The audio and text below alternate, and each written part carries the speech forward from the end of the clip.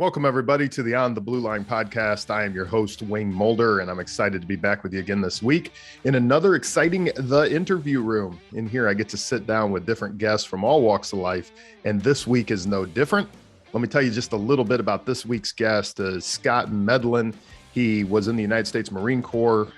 He then spent 15 years in law enforcement, and in 2020, he began his journey to inspire and encourage police officers to be fulfilled and excel by focusing on their personal well-being in order to survive the career and better serve the public. You know, that's exactly what the goal of On the Blue Line is essentially as well, which is so awesome that there's so many people out there doing exactly this kind of thing to help our law enforcement officers out there on the front lines each and every day. So I don't want to take too much more time. He's been on a lot of major platforms. Really go check out his YouTube channel. It is 10 Code Mindset, and I guarantee you that you're going to enjoy it. So without taking any more time, here's this week's guest, Scott Medlin. Well, Scott, welcome to the show. Oh, it's my honor to be here, Wayne. Thank you. I'm so glad we could make this happen. I've had the privilege of watching some of the stuff you've been putting out on social media, so I'm excited to have this conversation.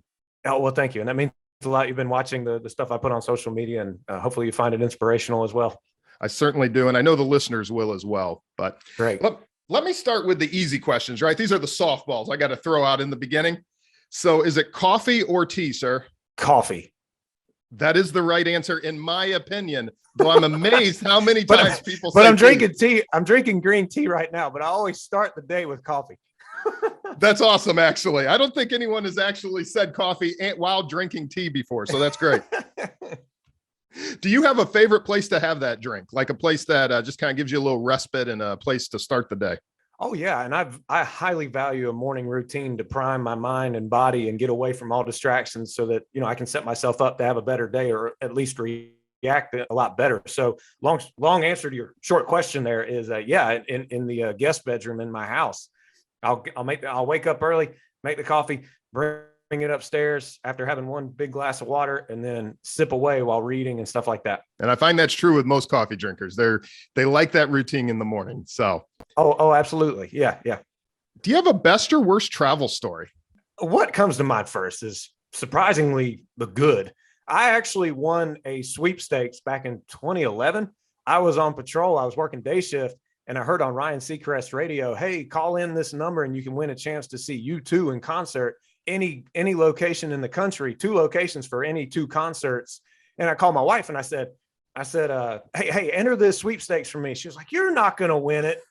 So she called reluctantly. And then 2 weeks later, I get a call saying, hey, you're the winner.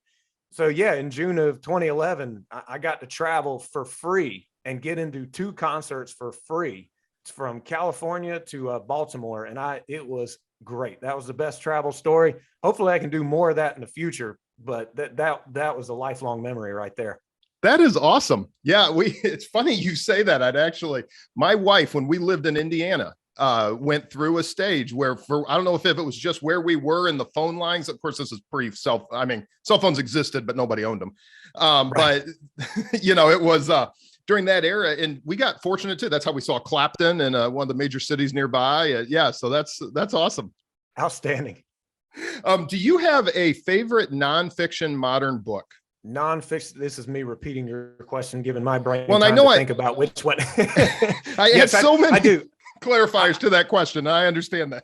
Right. No, I do. I've read over the last 4 years. I've really made it a point to read a lot more in life because I find that it helps us be more adaptable and flexible to stressors that come our way. But one book that stood out, and it's hard for me to read, actually. I get distracted really easily. But one book that kept my attention, and I have read it at least 3 times, is The Secrets of the Millionaire Mind by T. Harv Eker. Secrets of the Millionaire Mind by T. Harv Eker, an absolute game changer. And I have never looked at life the same ever since reading that book. Yeah, I'll definitely have to check that out. That's one I actually haven't heard of before. So I just sent it to a friend of mine who's kind of going through some challenges in life, and he's right in it. Like he is very much enjoying it. It's a terrific book. I recommend all police officers, anybody, read that book because it can just shift your perspective and you focus on solutions, not problems. And then as well as learn about finances, but not in a very confusing, overwhelming way. But it all starts with what's between the ears, and he goes over it perfectly. Okay. Yeah. And you're right. Mindset is everything when it comes to what so many of us face in this career. So I will definitely link that up in the show notes for the listeners as well. So the last of these questions, what is that place that brings you the most peace? Kind of that favorite spot to stop, breathe, and enjoy life? Anywhere I can just get away from some noise and pray. I mean, it can be anywhere. I mean, I have found even when I was in Iraq in 03 and 05, I would find quiet places, even being over there, just to pray. So that's where I can find peace. If I can drown out the temptations of the world, the distractions, the noise and negativity, and just pray, I'm good no matter where it is. That's awesome. Yeah. And so important as well, which we'll get more into as we go through your story. So let's use that. You mentioned Iraq, but let's go ahead and start kind of with your origin story. You served in the military, but wherever you want to start, maybe just tell us a little bit about you and then what led you towards law enforcement.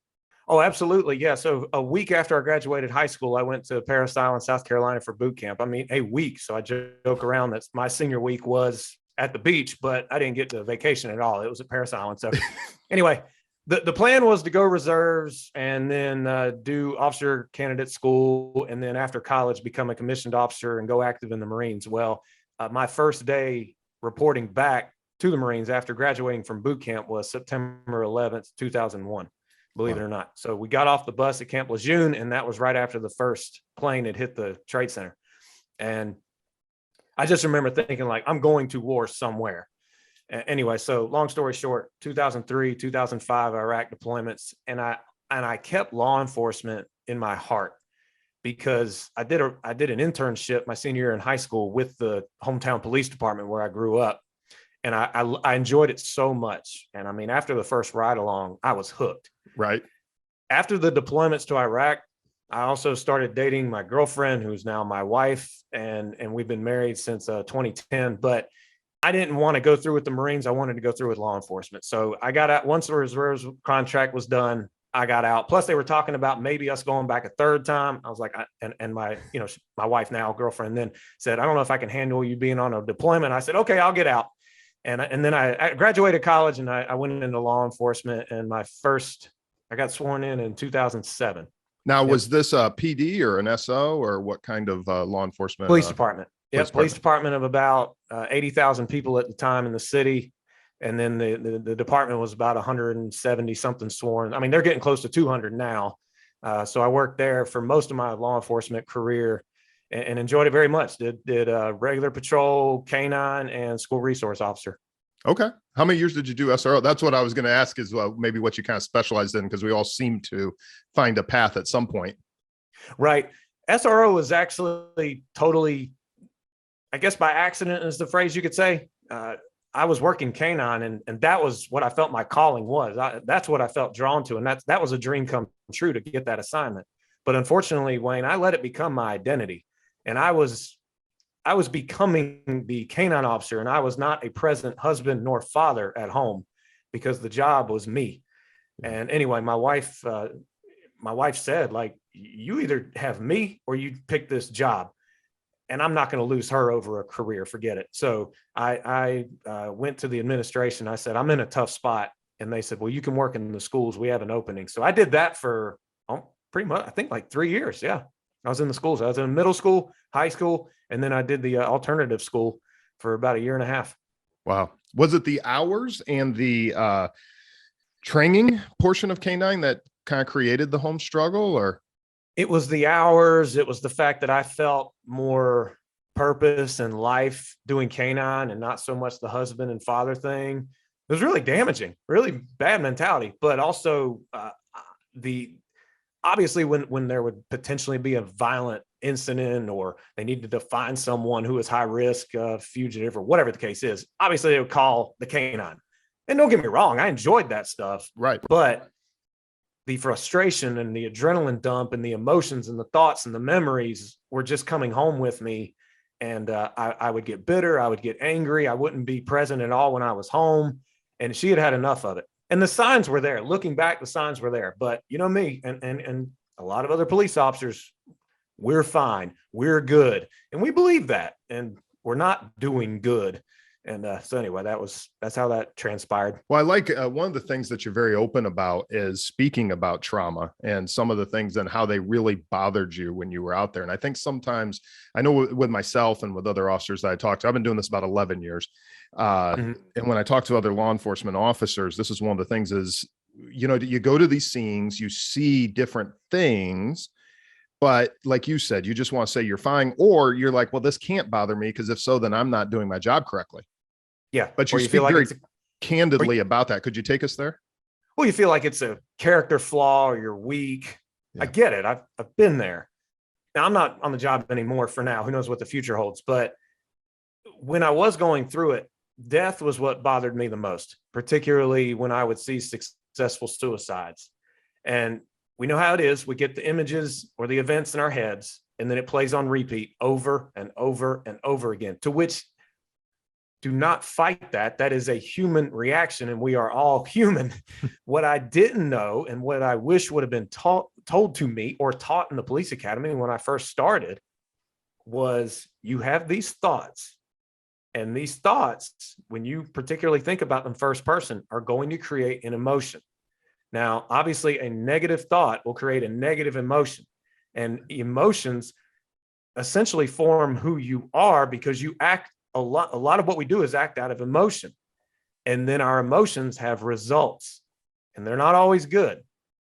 Right. So basically, we have to understand the power of our thoughts. We can't be thinking about a traumatic incident that we encountered on the job and be happy and grateful. They don't coexist. They just don't. So it's a matter of getting control of our thoughts. It's a matter of being active and coping and admitting that we're human. I always say when I speak or when I teach, I say we have to acknowledge, and we have to be aware, and then we have to take massive action, because if we don't, this job can suck us in, chew us up, and spit us right back out. And we're changed in a bad way, or bad things have happened to us in our lives because of the decisions we made, all because we didn't actively cope with the negative thoughts and emotions that come from the job. Yeah. No, that's super important. I was going to get to it a little bit later, but when you talk about massive action, like, does it always, one of the pushbacks you get when you get in these kind of conversations with law enforcement is, well, does this mean I have to go talk to somebody? Does this mean I have to, what, can you unpack that a little bit, and some of the concerns that we get when people talk about, when you talk about massive action, are we talking, hey, you've got to go into therapy and talk to somebody, or is this something the individual can do on their own? Just speaking from my experience, and trust me, I'm not a know-it-all. I'm just someone who never thought I would have to be treated for depression and addiction, post-traumatic stress disorder, as well as I never thought I'd be that person or that husband that had to hear my wife say, it's either me or the job. Like none of this was on purpose. And I know there's no cops that become alcoholics on purpose. None of this. Yeah. So when I say take action, it depends on a case-by-case situation, where if you go ahead and implement good habits of mental and physical priming and spiritual priming in your lives during the job, and you consistently seek to grow as a person and not just take on this survival, get through life mentality, then yeah, you stand a better chance of coming out all right in the end. But if you are reacting to something and it's bothering you in such a bad way that none of the morning routines or working out or hanging out with friends outside of law enforcement is helping, then there's nothing wrong with getting help. I can tell you right now, I got help all throughout my lows, throughout my career. And it wasn't weakness. It was a good decision. And some people say, well, why couldn't you just suck it up and deal with it? That was me dealing with it. I was reaching out for help. So that is awesome. You know what? The good thing is I reached out for help on my own. The department never knew about it. But I also reached out for help because I didn't want the department to get to know about it, because I was acting malignant or belligerent or emotional in a bad way that could affect my job performance, thus in turn hurt the public. So I recommend, if something's bothering you and you're on that, you got that hamster wheel effect going on where you're running and running and running mentally, and you're just emotionally exhausted. Yeah, go get assistance, research good therapists. And I say do good research because I had one that was like, she didn't even know my name when the appointment started. I said, this person clearly is just out of it. But any other time I got it, it just felt good. Like it felt great. I walked out the door at the end of the appointment and I had a little less weight on my shoulders and more clarity in my mind to think a lot better. So it's a case by case thing, but If you need to, go get the professional assistance. It's worth it. All of it. I'm so glad you said that. I was actually just involved in a meeting yesterday, and it went down these lines. Now, we weren't specifically discussing mental health. We were going down the road of other vices and stuff that come along, such as like alcoholism and so forth. Yeah. But in that conversation, this was exactly kind of what we were talking about, and almost exactly what you said, where what do we do to make sure people are seeking help before this affects their job, before it becomes a problem? And we kind of went through a laundry list of people that we knew that were tragic stories, that if they would have went down the road that was open to them, either seeking help on their own or through, an agency or something, we could have avoided what ended up being a tragic story of them losing their career or losing whatever. So that's so important, that I think sometimes there's a stigma associated with, well, if I can seek out help, that I'm weak. But would you, that's not true, but would you rather at that point be known for, hey, I sought help, or be the person who ends up being the subject of, well, this person's no longer here because of X? Leadership's got to step up. I mean, I in my opinion, leadership has got to step up. It has got to be a thing where in roll call, you talk about, here's a resource. We know you men and women here are affected by what you see. You're human. We see things our brain's not innately wired to see. So here's some resources. And then they need to open up personally about how they're doing. I'm not saying they need to put themselves in a position where they're lose like a credibility, I guess, but come on. I think if a leader came in and said, I'm not going to lie, last year I was seen because we went to this call and that critical incident and it affected me. So I went and got help. I can't tell you how much it helped me. And I encourage each and every one of you to do the same. I'm here for you to support you if you decide to go get such help. Leadership's just got to shift the conversation, like bottom line, because it starts there and then it can roll downhill, and it doesn't have to be crap. Yeah, no, you're absolutely right. And the good thing is, of course, it's a lot of retired guys, but then the conversations I'm having with people coming out of the law enforcement profession, I'm hearing more and more of these things. So I'm hoping that it starts to, because I'm still currently employed, hoping to stay that way. And it's always a goal, right? Oh yeah. I don't have a lot of goals right now, but that's one of them. But in all seriousness, I'm starting to have more and more of this conversation, and this is awesome that more and more people are seeing that. When you left law enforcement, was it then to start what you're doing now, or what was that transition like for you? No, I was still on the job 2017, 2018 when I was at I was just at a low mentally. That's right after I gave up K9, and it was an identity crisis. So I completely sank. But then November of 2018, after a year of just being in the pit mentally, I read a book, Millionaire Success Habits by Dean Graziosi, because I was like, I just can't keep this going. I mean, just because I gave up K9 doesn't mean my marriage was starting to flourish. Heck no, we were still struggling because I hadn't found who I was, And so anyway, I read that book and the light bulb just came on. I said, we have this mentality in law enforcement of go to work, survive the shift, go home, raise a family, and when you retire, that's when you can live in the prosperous land. That's when you can be happy. I'll be happy when. Wrong mentality. Yeah. We need to overall work on growth mindset as people. And trust me, I mean, we're going to have up and downs. I'm not perfect by any means. I make mistakes, but I think the mentality has to shift from survival mindset to growth and as well as knock off the tough guy, tough gal shtick. I mean, we're human. Just knock it off. So I started that my later years in law enforcement. And then this year, back in the spring, I had to let go of the job completely because we moved to another state. And my wife and I agreed that it'd be better if I just stay at home.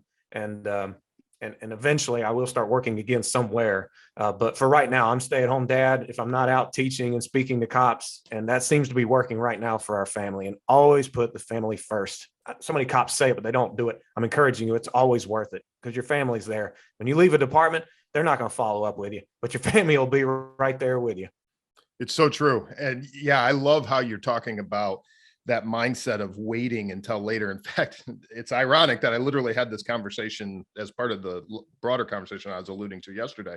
And that was one of the things I talked about because on a recent morning roll call, I spoke about this whole idea of waiting until retirement, when depending on when they come into the career, the statistics are not on your side. Now, granted, we hope that between health and so forth, but I believe it's 12 years. Law enforcement is 12 years less than the general population of life expectancy, which I'm sure those numbers are 12 skewed years. a little bit, but. Yep. And I'll give a plug or shout out, whatever, to my friend Jason Harney, a retired Las Vegas police sergeant. He just released a documentary, Wrist Lock, in which we have to reimagine the culture for health and wellness, but also defensive tactics. But they put that statistic up there that the average life expectancy of a police officer who does a full career is 57 years old. Yeah. And the average life expectancy of just a normal citizen who's not in our line of work, 77 years old. That's 20 years. That's insane. It is. And it's something that has to change. So one of the things you do, you have a YouTube channel, 10 Code Mindset, and you talk about, one of the things that I really like about it is some of the practical advice that you give. So what kind of got you going down that road? And so like you talk about things as simple as police reports or the comfortable boots, or, you know, right. why do these things matter? And why do you kind of go down that road? 2 years prior to leaving law enforcement, I kind of knew it was coming, just because it was going to work out better for one of us, either me or my wife, to be home with the boys. And since it doesn't take much to earn more money than a cop, she was the one earning more money. I stayed home. But anyway, but I wanted to continue to work with law enforcement. And I figured, you know what? Let me take what I've learned and put it out there on YouTube for as many to find out. Now, I don't obviously say everything. I mean, there are some things that, like certain tactics, we need to be trained in-house, but practical information for those who want to get in the profession, those who are in the profession. Yeah, I like the YouTube channel because I give practical stuff so far as police topics, but also what I've learned through experience and writing my books about mental and physical wellness.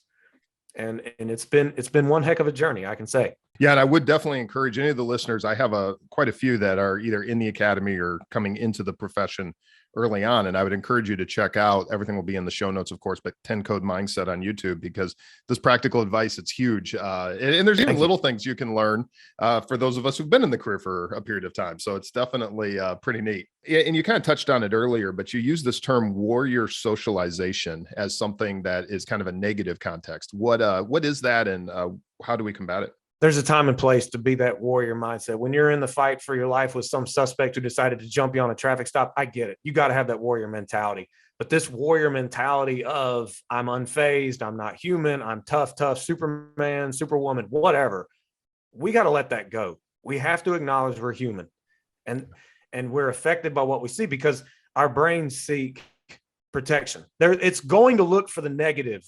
Like, that's the brain's job, all in an effort to protect you, is to seek the negative. So darn, that stinks for cops, because we're already exposed to more negative than the average person will ever be exposed to.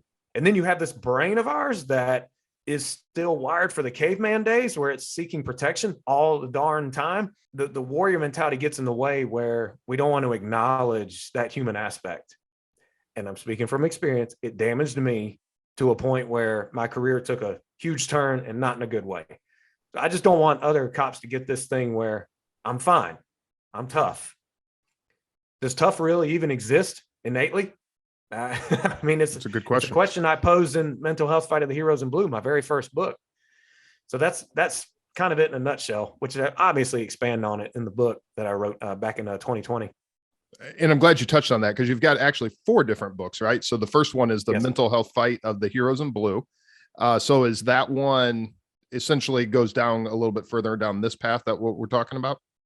It does. I wrote that book because I didn't know until I was 12 years on the job that more cops were dying by suicide. Now that bothered me. Now I know this is not some new phenomenon. It's been going on for years, but why 12 years into the job did I not know it? And then I'm 12 years on, and that's when I learned for the first time.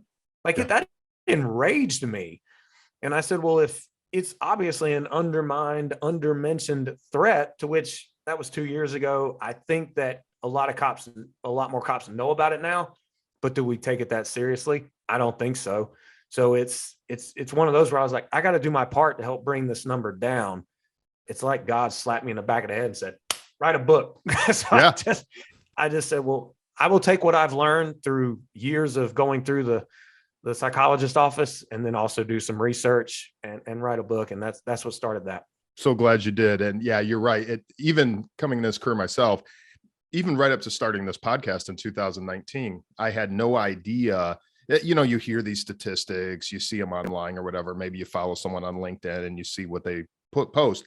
But I didn't even really realize till a month after I started the podcast, and then it hit close to home, and we lost an officer in my actual district to suicide, that I realized. And then that kind of became the why for this podcast. That really, anyone who's heard the whole story, that's a lot of why we do what we do. And since then, unfortunately, the agency's lost another officer to suicide. So this is something I'm quite passionate about. And it's something that is absolutely so needed, is when we talk about officers and mental health. The other thing you said that I think is so funny, it's kind of like the old cliche when the pastor, or when you go to the pastor and you're like, hey, someone needs to do this. And he's like, okay, God's calling you. That's kind of the way it was with your story of writing this book. It's like, hey, someone needs to do this. Well, thank you. You're the right man for the job. Yeah, that's a good way to put it. I hadn't heard that. So you got 3 other books. Tell us a little bit about those: 101 Health Tips, Truths Beyond, and Useful Tips. So can you walk us through kind of what the readers and listeners can expect if they come across those books? Absolutely. Let me just back up just a little bit. Mental Health Fight of the Heroes in Blue talks more about how our brain reacts to the trauma. And then I presented a few solutions as to how we can go about helping ourselves. But after I got done writing that first book, I thought, you know what? There are a ton more solutions out there for us to optimize our mental, physical, spiritual, and social well-being. So I wrote 101 Health Tips for Police Officers. And obviously it goes well beyond police officers, but it's more geared towards law enforcement in the sense of shift work and being exposed to toxicity within the workplace, and how you can essentially even exercise to help your mindset. I mean, a lot of people think about physical benefits of exercising. No, it actually releases chemicals that help battle depression. So that's another reason why we should do it.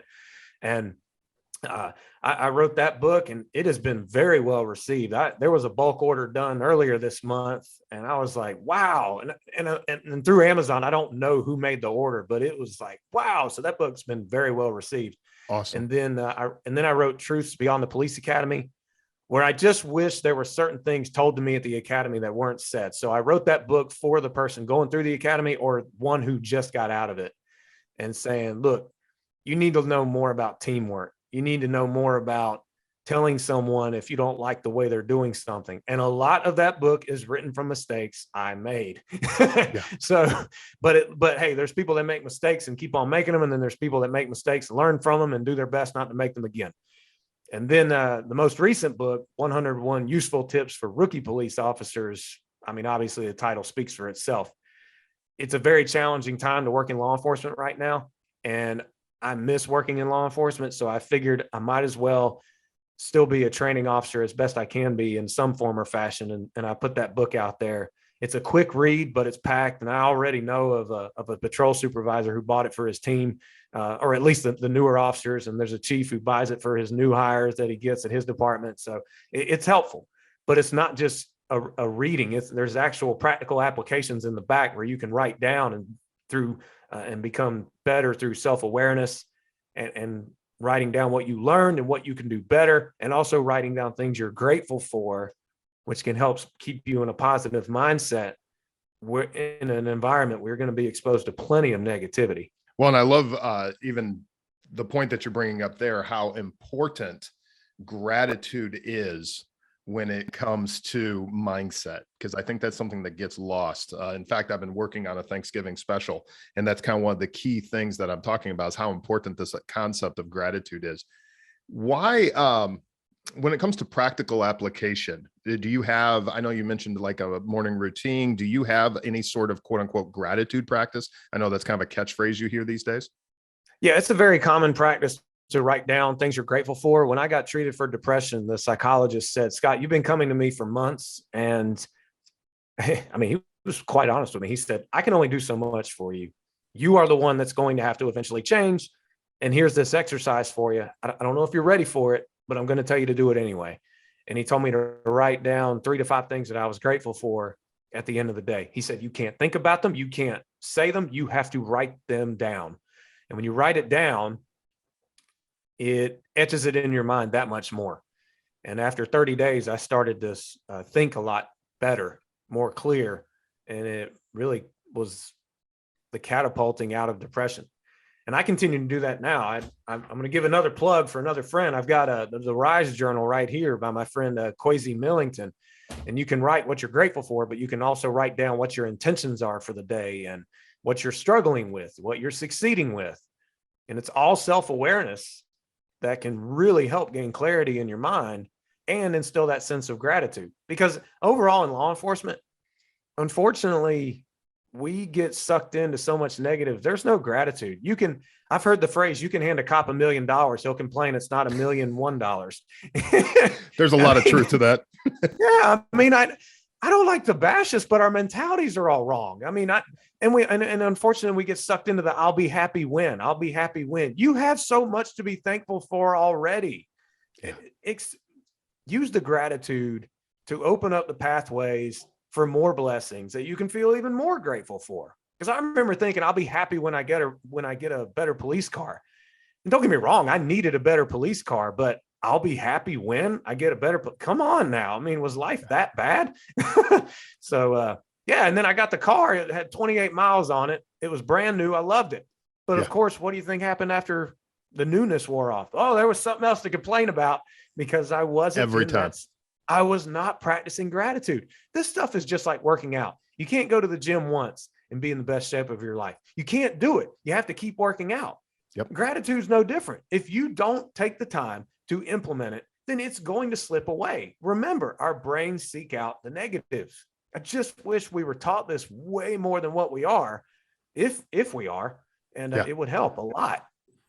It absolutely would. And it's so important. That's why what I love, and when I was going through your stuff and preparing for this conversation today, is I love the simplicity of it. Now, simple doesn't mean people are going to do it, right? Because for whatever reason, we as humans often don't do the very simple things that would help us, whether we're talking health and fitness, which again, the combination or the link to mindset I've talked about as well, just in my own personal struggles and battle when it comes to, it's a huge difference from where I am actively engaging in physical activity and my mental mindset with everything going on. So I think that's awesome. But, that's kind of the thing, is these aren't, earth shattering, crazy concepts that no one's heard before. It's just being willing to take those daily actions that get us to the next step.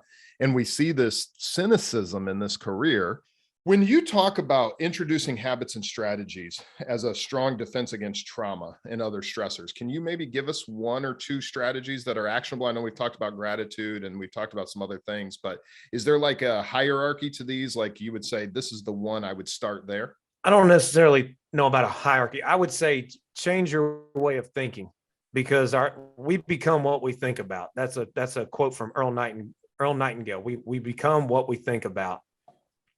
So if you're going through an addiction, if you're going through alcoholism, if you're going through a bad marriage, if you're going through, bad experience with coworkers, like how can you change your thinking to help you? If you have a goal you want to achieve, how can your thinking change so that you can get closer to that goal? How can your thinking help? Because our thoughts are so powerful. I didn't know this pretty much all throughout the career. I really didn't. And I know I talked about in the beginning, the thoughts generate emotions, but seriously, if you put thought towards working towards something, your brain actually has a filter called the reticular activating system. It will filter in sensory information that helps you be aware of what you want to put your focus on. So if you want to focus on negative, your brain's going to go to work for you, let me tell you, and it'll pick up everything. But it can also work on the flip side of that, and it can focus on what you want to earn, what you want to work towards to earn, and it can. So the thoughts, cannot say it enough. And when you have a thought of, and well, let me back up. What helps with those thoughts, what has helped me with my thoughts, was stop bashing it and get over my ego. And I started doing yoga and meditation. And, really? And meditating in particular, I found that there was more clarity. Like I was thinking about things I wanted to do that I would never have thought about before because of just this limited survival mindset. But we're put on this earth to continuously grow and not just get through. So have high goals that scare you. Think about things that scare the crap out of you and be as David Goggins says, be comfortable with being uncomfortable. And meditation can help also reduce stress, help your sleep, help with the gratitude thing, reduce depression, all these things. So I would recommend it. Now, I know, I hear cops all the time. I ain't doing that crap, not doing it. Trust me, I was there. But after being in enough pain mentally, I had to do something. And just speaking from experience and many others, the greatest athletes that we watch, they meditate. Yeah. They need clarity in their mind. And how many of them, when they take the winning shot, say, I saw that. I saw myself doing that. You can see yourself doing things and your brain goes to work to help you do it. I can't recommend meditation enough. So afford the time to meditate. And I'm not saying you have to do crisscross applesauce for an hour and a half. Heck no. Start with a minute of just sitting with your eyes closed without any distractions around you. Just sit for a minute and it's going to feel like forever. Yeah. You're going to struggle with that first minute, by the way. Yeah. You're going to, oh my God, you're going to struggle so much, but then just build from there. Just like going to the gym, you got to build your way into it. And then you kind of, you'll know if you don't meditate in the morning. You'll get to that point where you don't know it, you'll get to that point where you are like, I didn't meditate this morning. Something's off. It's amazing. It really is. Now, don't get me wrong. I could go on and on. I have a whole 4-hour class where I talk about different ways we can cope with the trauma, but meditation is one of those that sticks out that I know a lot of police officers don't do. Right. And we always want to kick back, even myself, before I started doing it. I would have people on the show, like the yoga cop and some others that have been on the show. And we talk about this, and there's always like this, yeah, but I'm not really a yoga guy, or I'm not really a meditation guy, or, whatever it is. And then, of course, being cops, we always go to the, far extreme too. It's like, well, if I can't go sit on a mountain in Tibet, then, that's not what I'm going to do. So it's like, well, yeah, then that's probably never going to happen. That being said, though, do you have a particular app or anything like that you use, or do you just kind of sit there in silence, or what is your routine? I just go on YouTube and I look up meditation for calmness, meditation for anxiety, meditation for success. And there's plenty on there, plenty. And if I don't like one, I stop it immediately and go on to the next one. Perfect. Yep. Yeah. Yep. That's and I've done the same with YouTube. And then there are some good ones coming out as well, as far as different apps. So I'll put some of those in the show. Oh, yeah. I mean, a guy I know right now, he's using the Calm app. There's Headspace or something like that. I can't remember. But Headspace was the one that got a lot of traction really through the podcasting community, because some of the bigger names in the podcasting world had pushed it out. And Balance is a good one. And there's actually Ransom Heart Ministries has one for people that are interested in something, that's more biblically based. And okay. It's called the Pause app. So I'll link those up for the listeners in the show notes. Well, Scott, I really appreciate it. Tell us a little bit about what you got going on then. So we've talked about the books, and you've alluded to the fact that you do some speaking. Is that, I'm assuming, at different agencies and so forth? Just walk us through kind of what you're doing so the listeners can know where to find you and so forth. Oh yeah. Departments, police academy classes in November. I look forward to, I'm not sure when this is airing, but November of this year, 2022, I will be one of the closing keynote speakers for the National Cops Conference. Where is the National Cops Conference? Dallas, Texas. Okay. So I look forward to that. And I will continue to work on the YouTube channel and the podcast, the 10 Code Mindset. Everyone can find me there.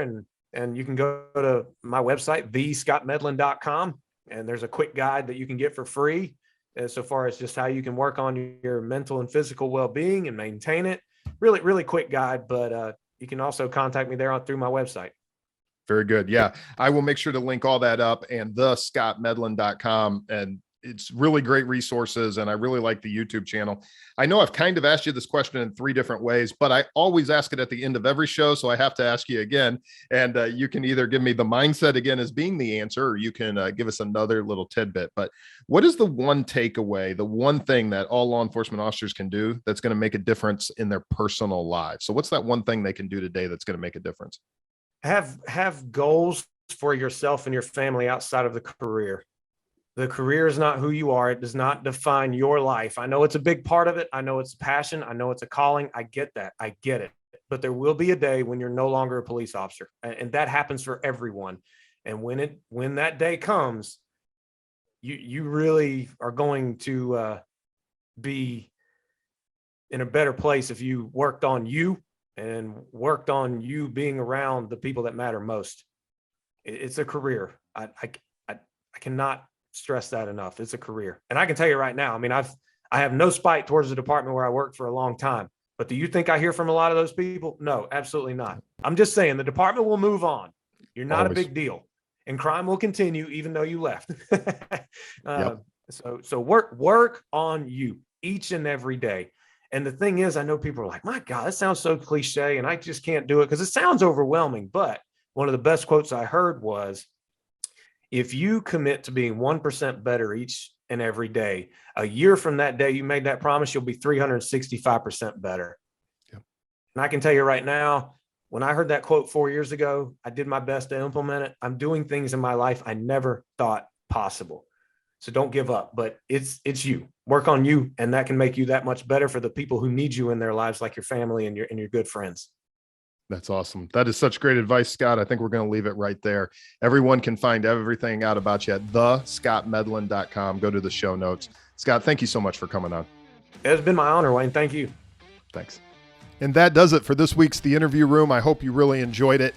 Another great guest will be with us again next week. We have a great lineup for you here over the next few weeks and on through the rest of the year. So you're definitely not going to want to miss a single episode. We also have Morning Roll Call, which typically comes out on Monday mornings. However, I may change my mind, and who knows? It could come out a different day of the week. But Morning Roll Call, check that out as well. That's just me talking to you, and it gives us a few minutes to go over something, anything from news or something actionable that matters, hopefully, to you. One last favor, please, please, please, whatever service you are looking at or whatever service you are watching this on, you're listening to this on, please leave us a rating and review. 5 stars, that would be the appropriate number of stars. If for some reason it's not 5 stars in your opinion, or if it is, tell us why. We would love to hear it. I would love to get your feedback. In fact, I'm going to start reading some of these reviews on the air. I've been looking at some of the ones on Apple Podcast, and thank you for the phenomenal reviews. And thank you all for taking the time to listen to this. I hope you're really enjoying it. You all have a safe week out there, and I will see you next week in the interview room. I will see you next week in Morning Roll Call, but in the meantime, I'll see you on the blue line.